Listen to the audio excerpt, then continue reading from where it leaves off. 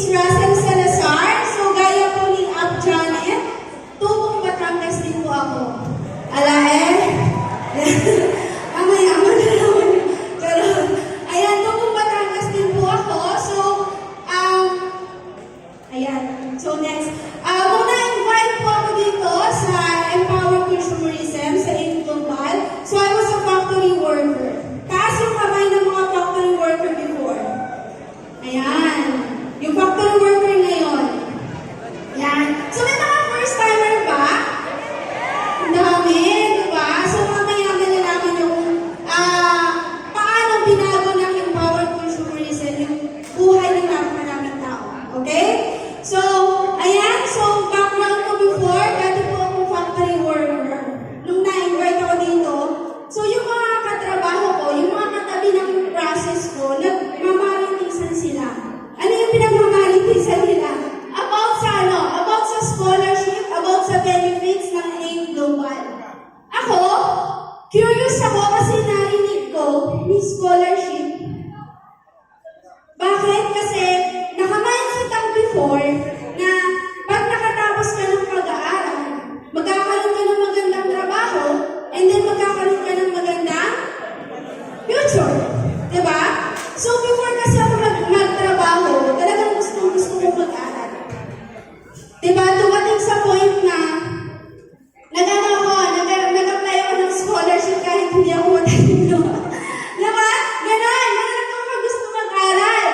Yun pala, hindi pala pwedeng lakasan ng loob sa scholarship. Kailangan pa na talaga matalino ka.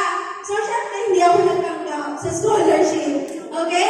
Kaya napunta ako, nagtrabaho na lang ako sa factory. Diba? So, that time kasi, sabi ko, magtatrabaho na lang ako para makatulong ako sa amin.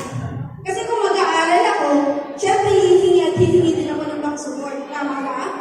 Eh, wala kami bank support sa mga ganon, sa college. Kasi way back then, mag-asas mag-college. Diba? So, nung narinig ko yung scholarship na benefits ng EC, doon talaga ako naging interested. Nagtanong ako doon sa katrabaho ko.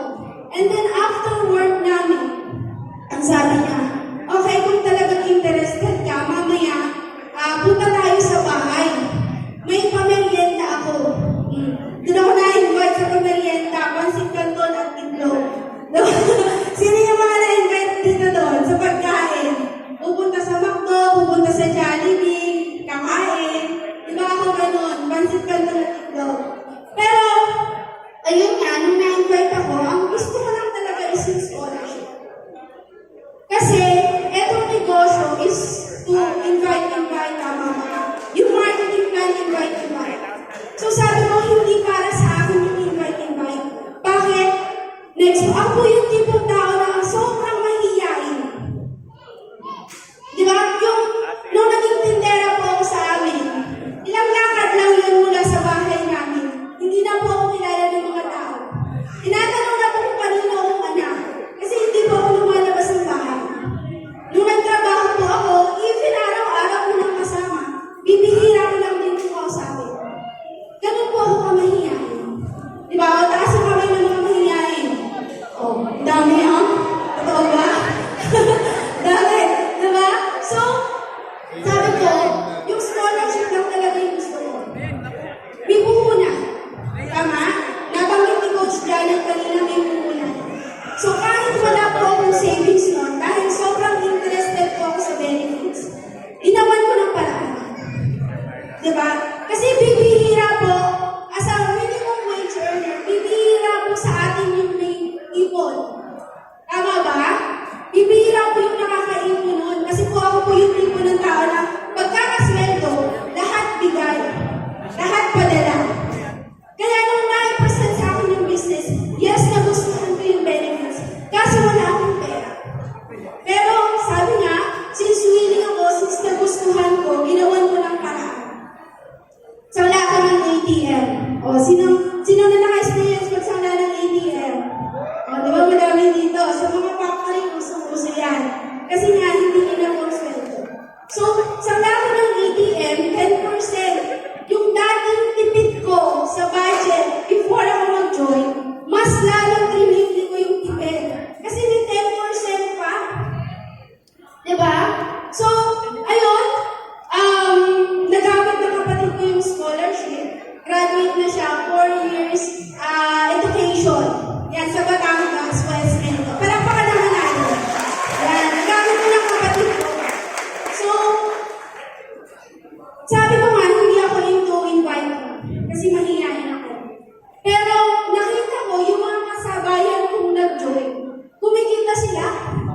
Sobrang enjoy sila, natutuwa sila. Sabi ko, gusto ko rin nun. Dahil bilang nakasangla yung ATM ko, ramdam na ramdam ko yung kipit nun. Tapos sila enjoy. Sobrang saya nila kasi kumikita sila. Sabi ko sa sponsor ko, paano yan? Turuan mo ako yan. Doon sinabi sa akin ng sponsor ko, umatenda ako ng trainings. Kasi sabi nga ng sponsor ko, walang lumayamang mahiyain. Diba? Halos lahat ng bagay na pag-aaralan. Aralin mo na kung saan ka kikita ng maganda. Kung saan ka kikita ng maganda. Diba? Aralin mo na kung saan ka kikita ng maganda. Etong negosyo, hindi ko naman siya rin. Wala sa pamilya namin ang negosyante. Diba? So, inaral ko lang siya. Good thing sa empowered consumerism, sa EC, sa global, provided ang sobrang daming training para mag-develop tayo. Kaya kung wala kang alam sa negosyo, that's okay. Kasi pagpasok mo dito, talagang i-enhance ka, talagang i-develop ka para maging isang negosyante. Okay? So, ayan, nag-training ako, and then, na-develop. Nung na-develop ako, ayan, kumakausap na ako next ko. Ayan, nakakapag-start na ako kumausap even strangers. Yung dati hindi nakakausap even kakilala, ngayon ka-exchangers nakakausap ko. Okay? So then, ayan. So before, nung wala pang online system, ganyan pa ang pag-invite. Sasamahan mo sa McDo, papakapihin mo, and then the ending, pag-iisipan. Diba? Ganun pa dati. Kaya nga sobrang blessed nyo kasi sobrang ganda na ng online system natin. Wala ka lang ilalabas na pera. Diba? Na everyday mong gagawin ng negosyo, hindi ka na maglalabas ng pera. Dati ganun pa. Papakainin mo, papaburgerin mo, tapos ang hindi pag-iisipan ni Lord. Diba? So, ayan, nung natutunan ko yung negosyo, nung na-develop ako, doon nag-start na-develop yung income ko. Nag-full-time na ako noon. Hindi pa siya ganun kalaki yung income ko, pero ganun kalaki yung paniniwala ko na sa easy, magbabago talaga yung buhay. Diba? May mga ganun pa dito, nag-full-time na even maliit pa lang yung kita, talagang pinul-time yung business. Diba? Ganun ako dati. Kahit maliit pa lang yung income ko, pero yung paniniwala ko, sobrang laki. Okay? So, ayan, nag-continuous ko ginawa yung business, and then next, ayan, award na tayo as top earner na team natin. Okay? So, syempre, sabi nga, pag nadagdagan yung laman ng utak mo, kung madadagdagan yung laman ng wallet mo. Diba? Kaya every time may training, dapat umaattend ka. Every time may ganitong event, dapat present ka. Diba? Kasi yun yung mag-i-equip sa'yo, para maging naman ang sobrang ganda. Para mapalago mo yung network mo. Dapat hindi ka papayag na absent ka. Okay? So, ayan, award na tayo as top earner na ating team. And then, global entrepreneur. Diyan na pumasok yung online world. Diba? So, online system. Madami akong nakilala na sobrang ganda ng income through international market. Okay? International yung market niya. Sabi ko, gusto ko rin kumita nun. May kumikita 150, 200,000. Sabi ko, gusto ko rin nun. Nagpaturo ako, nagtanong ako. Sabi ko, paano yan? Eh, syempre, pag international market, even mag-i-English ka. Diba? Mag-i-English ka. Kaya ang alam ko lang nun, 3 English. Yes, no, okay. Yun lang. Kasi sino ba ka-English ang kasama ko? Hindi wala. Diba? So, nalimutan ka yung mga English. So, pero, dahil gusto ko kumita ng inaral ko. Again, lahat ng mga bagay na pag-aaral. So, inaral ko siya. Inaral ko yung international market. And then that, nag-start yung akin. Lumaki na lumaki yung income. Diba? So, ano ba nun? Ano yun? Pag may kausap ako na international, pag di ko talaga alam yung English, sabi ko, oh, your signal is not good. Tapos i-google ko lang yung paraan. Diba? So,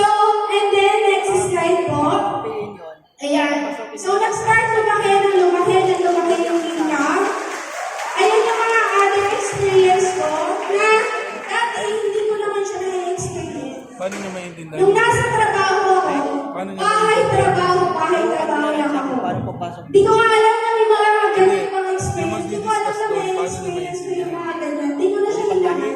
Paano Kasi naman sino man yung makaka-experience sa ano? Iba Sa lang yung minimum papasok. wage, di ba? Ang napupuntahan ko lang Oo nga, ibang lahat. pagkakasweldo, Jollibee. Bahay lang sa trabaho. Ano lang, di ba? I-reward sa ang sarili sa Jollibee. Hanggang doon lang ako yun.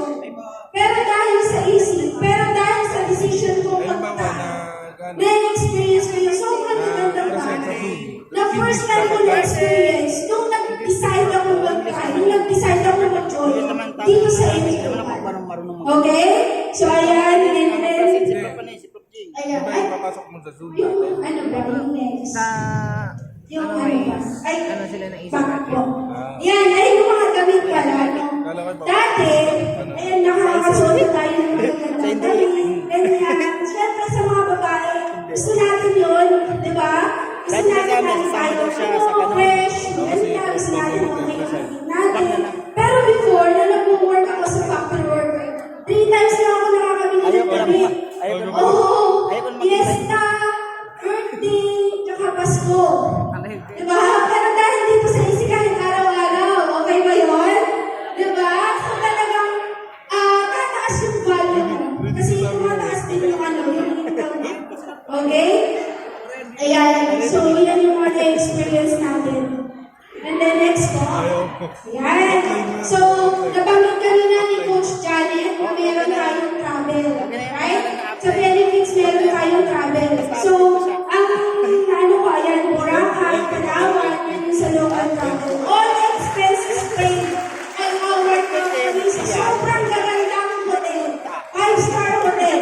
Diba? Mangroves na school. Sobrang masarap na pagkain. Dito ko na-experience yan. Dati hindi ko na rin yan inisip na may experience ko yan. Sabi ng ano, Diba? Apply ni Kian. Kasi Sinong apply? Sinong downline? sa mga katrabaho ko, ang na-experience lang nila, bakit trabaho? Downline si Kian. Lalo na, sobrang liit ng income ko. Di ko na talaga kinuha yan. Di ko na talaga inisip yan. So, pero dahil sa easy, na-experience ko yan. Ayan, with our team. Ayan, recently lang yan sa Boracay. And then, eto, Palawan. Diba? So, sino gusto mag-travel? Ayan. Yung masarap dito, habang nagka-travel ka, kumikita ka, pag-check mo ng BTC mo, ipanibago na naman ano, laman, yung natagdag na naman sa BTC mo. Diba? Ganun, sobrang sarap ng negosyo. Sobrang sarap mag-negosyo sa include. Kasi may experience mo yung ganun. Okay? So, and then next po, okay, hindi ko na-experience mag-EK, before hindi ko na-experience mag-Star City, pero ang first experience ko is Disneyland Hong Kong. Diba? Dahil ulit yan sa Empower Fusion Racing. Ayan, meron pa. Okay? First experience ko ay ang Ocean Park. May gig pa nga. Diba? So, before kasi, pag nag-build trip, wala talaga kami pansama sa build eh. Kaya nung nakarating ako dyan, sobrang thankful ako sa isip. Sobrang thankful ako na nag-decide akong mag-join. Sobrang thankful ako na nag-decide akong mag-start. Diba?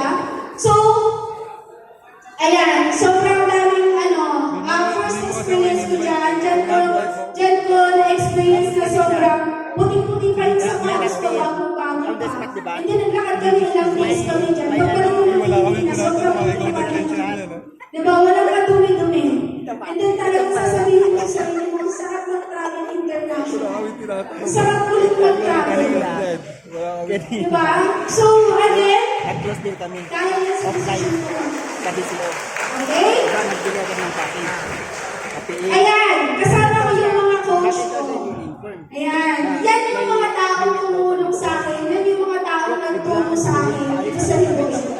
Okay? Sabi ko nga, hindi mo gagawin yung negosyo mag-isa. Sobrang dami mong makakatulong. Diba? Sa trabaho, yung income mo, kinikita mo lang yung isa ka. Tama? Pero yung income mo dito, hindi mo kinikita lang yung isa ka lang. Ang dami mong makakatulong. Ang dami mong magkagain sa'yo. Ang dami magpupush sa'yo para matain yung sobrang gandang income. Okay? Sila yung mga kasama Kasi Baka yun yung meron mga pa. tumulong sa akin way Wala back na, nung yun na nag-i-start ako sa negosyo. Wala na, yan Yan. So, Nag-open ka.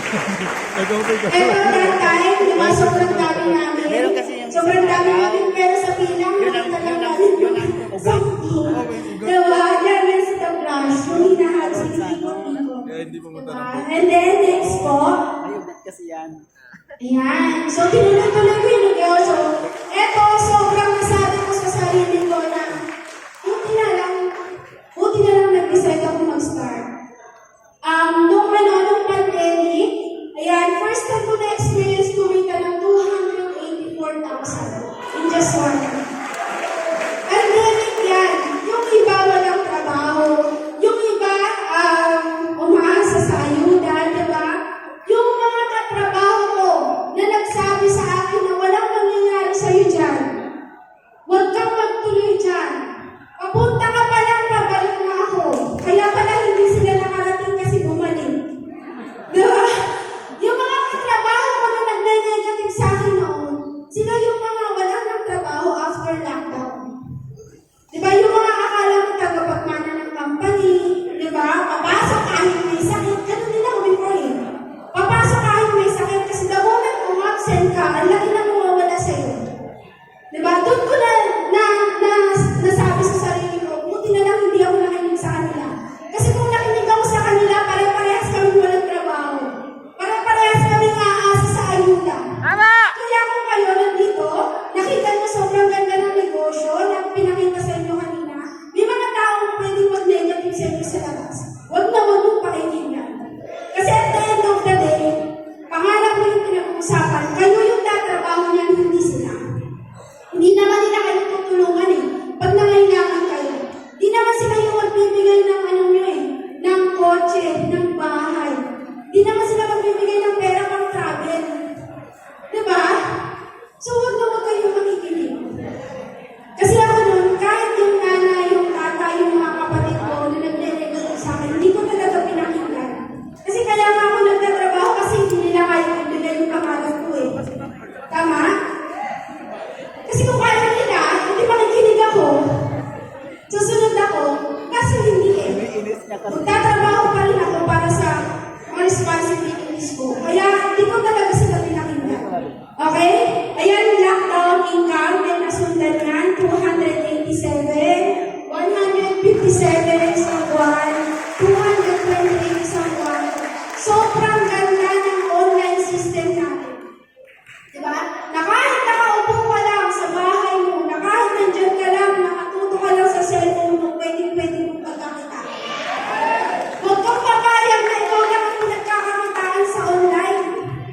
Huwag kang papayag na ikaw lang yung nag-altumart ng altumart, ikaw lang yung naglalabas ng pera.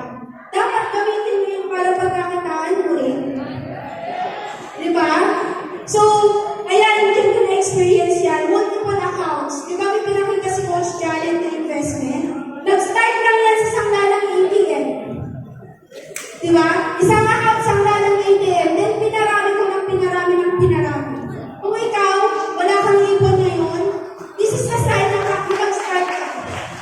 Gawan mo rin ang paraan. Kasi hanggang kailan ka walang ipon. Diba? Hanggang kailan ka walang 19,000. At kung ikaw, kung may ipon ka naman ngayon, invest mo yan kasi unaware ka, yung value ng pera mo sa bank mo, nababawasan. Diba? Parang ganito, yung 18,000 mo last year, kung may ipon ka 19,000 last year, hindi na yan sila na mabibili ng 19,000 mo ngayon. Same amount, same digit, pero hindi na same value. Unaware ka, nalulugi ka na, thinking mo lang, okay kasi may ipon ako. Pero hanggang nasa bako lang yan, lugi ka kasi bumababa yung value mo. Kaya yung investment para sumabay sa pagtaas na value ng pera. Yun yung ginawa ko. Nung umita ako, nagdagdag ako ng nagdagdag ng account. Kasi kung hindi, hanggang dito lang yung income ko. Kaya naman ito. Diba? Kung kaya mo mag-multiple accounts, kung sa mga hindi pa naka-multiple accounts, I suggest mag-multiple accounts ka na. Kasi habang buhay mo na tatrabaho mo ng negosyo, yung account mo habang buhay na nakaposition ka, di mo na kayo babalik yung dati na position ng account mo. pumosisyon ka ng maaga. Okay? Mag-add account ka kung may pera ka lang din naman kasi papalaguin mo naman yan sa business. Ikita yan ang magbabalik yan sa'yo ng linggo. Diba? Yung dati na sinanglakan ng ATM, kung hindi ako nag-decide magsangla ng ATM, do you think kikitain ko yan? Do you think kikitain ko yung 284,000 sa factory? Diba kahit magpagulong-gulong ako doon, kahit trabahuin ko yung trabaho ng supervisor ko, di ko kikitain yan. Diba? Kahit ang sunod-sit ako sa boss, di ko kikitain yan. Right? So ayun, nag-decide lang din ako mag-join. Okay? Nag-take ako ng risk. Nag-take ako ng risk, sabi ko nga, hindi ko alam 100% yung negosyo na to is para sa akin, pero nag-try lang ako. Okay? And then, next po. Ayan. So, na-start ko na mag-treat yung family ko sa labas. Maybe for some of you, napakasimple lang yan. Right? Maybe for some of you, ordinary lang yan. Tama? Nagagawa niyo yan. Pero sa akin before, di ko talaga kaya gawin yun.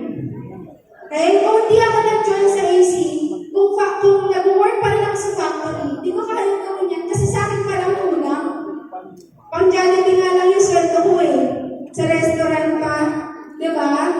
So, dahil nag-start ako sa AC, nag-join ako sa AC, nangyari yan, yung tatay ko, na sobrang negative din sa negosyo. Oy! Russell! Uuwi ka na! May trabaho ko dito! Ganyan siya dati, sobrang negative. Ako pasok sa kabila, labas sa kabilang tenga. Pero ngayon, sobrang sobrang proud. Kasi nakita nila nag-excel ako sa negosyo. Nakita nila yung improvement ko sa negosyo. Diba? Kasi na yung mga taong dati lagi pinapauwi ako, dati lagi pinupush ako magtrabaho. Ngayon, sobrang proud sila. Okay? And then next po. Pinabibili ko kayo, di ba? Ayan. So, na-award na tayo as top 8 ng Zara Community. Okay? Dati sa school, dito na-experience yan. Award ka yan sa stage kasi nga, average lang yung utak natin.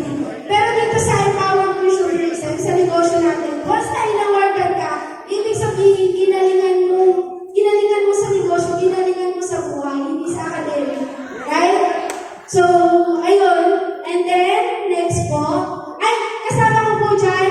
Ay, okay lang po pakibalik. Ayan, kasama ko po dyan yung mismo mga may-ari ng company natin. Kung Edo Kanto, Hall of Famer, ang my name, JP, Sir Ariel, Sir Georgian, and Sir, yan po lahat. Yan po yung mga pillars ng company natin. Okay? Very visible sa mga event. Diba? Kaya sobrang ganda ng AC. Okay? So, nung pandemic, napatunayan ko na sobrang blessed kasi empowered consumerism yung nakita kong ganitong opportunity. Why? Kasi ang daming pwedeng magsabi sa labas na, dito ka na lang, number 1 kami, dito ka na lang, mas maganda sa amin. Dito ka na lang, may ganito kami, mas maganda yung benefits. Maraming pwedeng magsabi sa inyo yan. Pero ako na yung makakapagsabi sa inyo, nung pandemic, wala sila. Right? Nung pandemic, sarado sila. Pero ang empowered consumerism, ang Rain Global, tuloy-tuloy ang payout. Kaya if ever mag-i-invite sa inyo na ibang company, huwag din ang subukan. Meron lang ibang wire. Kasi nandito na kayo sa sobrang ganda ng company. Kasi napatunayan na namin gusto. Diba? 1 week pa lang nakapag-adjust ng case. Baka 1 mabulok na. week pa lang. Diba? Walang na-delay na payout. Mabulok. Yung iba sarado. Diba? Kaya huwag na muna kayong tumingin sa iba. Siyempre, madami ang pa-promise sa inyo. Madami ang pa-promise sa inyo na mas maganda kami. Mga plastic na. Diba? Mas maganda dito sa amin. Bago sa ka. Pero hindi mo sabihin na maganda. Type C. FB Bakit saan? ka patitingin sa iba? Ayan, madumi na tuloy. Kaya huwag na Ay, pangalan sa kambing. Okay? And then, next po.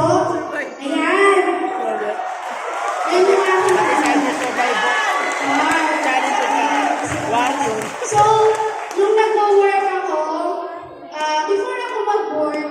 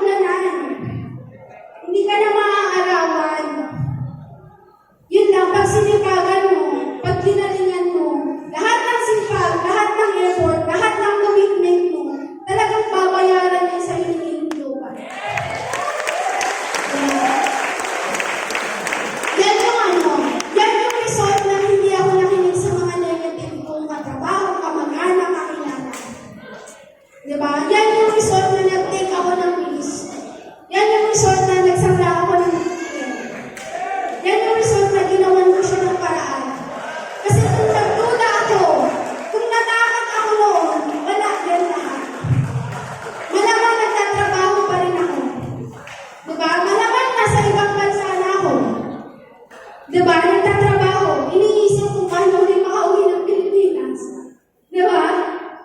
So, buti na lang, again, nag-decide ako. Nag-decide ako mag-start. And then, next po, ayan. So, syempre, sabi ko nga, hindi mo naman makukuha yung mga, hindi ko makukuha yung mga na-achieve ko kung hindi dahil sa mga taong to. Sabi ko, ang dami kong makakatulong dito sa negosyo, ito, kakatulong ko eh. Diba? Buong easy na tulong mo, buong global na tulong mo. So, ito mga tao to, ito yung mga nag-guide sa akin. Para mag-excel ako dito sa negosyo. Ayan si Coach Lincoln, para kawan naman natin. Coach Lincoln, dating factory worker din, katulad ko. Coach Mark, dating supervisor sa factory. Si Mentor Zara Saldua. Ayan, thank you so much. And then si Coach Rich Bella. So, yan, ito yung team ko. Yan. So, sila yung naging dahilan kung bakit ko nakinita yung mga pinakita ko sa ito kanina. Bakit ko na-achieve yung mga na-achieve ko kanina. Sila yung mga nakatulong ko. Okay? And then next. Ayan. So, sila naman yung other kind of organization, mga nagkakasulta lang. Doing this thing, doing this business. Diba? So, dati kong katrabaho si Coach Victoria Ralos, dati kong katrabaho sa factory. Diba? So, naging curious sa ginagawa ko, and then ngayon, millionaire circle, car achiever na. Kaya alam ko yung nag-invite sa inyo, para sa first timer, kung may nag-invite sa inyo dito, pasalamatan nyo yung sponsor nyo. Kasi dadalhin kayo yan sa tagumpay. Dadalhin kayo yan sa success. Nandito ka kasi gusto ko niyang isama. Diba? Nandito ka kasi gusto ka rin niyang maging successful. Pasalamatan mo yan, i-kiss mo yan, ilibre mo yan mamaya sa makto. Ang dami na mo, dami na kriyan. Okay? So, yan, and then, ang-invite naman niya si Coach Chris Bumita, dating factory worker, ngayon, yung circle para achiever. And then, another one, si Coach Teresa Milagrosan. Ayan. So, dati naman OFW. Dati mo OFW sa Singapore. Na-invite dito sa negosyo. Nag-cut ng contract, di na tinapos. Diba? Kasi nakita niya eh, na-visualize niya ang ganda ng negosyo. Yan na lang ang gagawin ko. Kinat niya na yung contract niya, hindi niya na tinapos. Ngayon, millionaire circle car achiever. Okay? Worth it ba yung pagkat niya ng contract? Worth it. And then, ito naman si Coach Aljon Fernandez, dating student. Yan. So, after na makagraduate, nagpunta siya dito sa Laguna, ginawa ng business, walang kaalam-alam sa negosyo. Pero ngayon, car achiever, millionaire circle na. Right? So, yun. So, kung may nagdala sa'yo dito, mamaya talagang pasalamatan mo ng bonggang-bongga. Kasi yan yung nag-aantay din sa'yo. Diba? So, sabay-sabay kayong aasenso. Okay? And then, ayan po. Tapos na yan. Ayan na. Yun lang. Diba? So,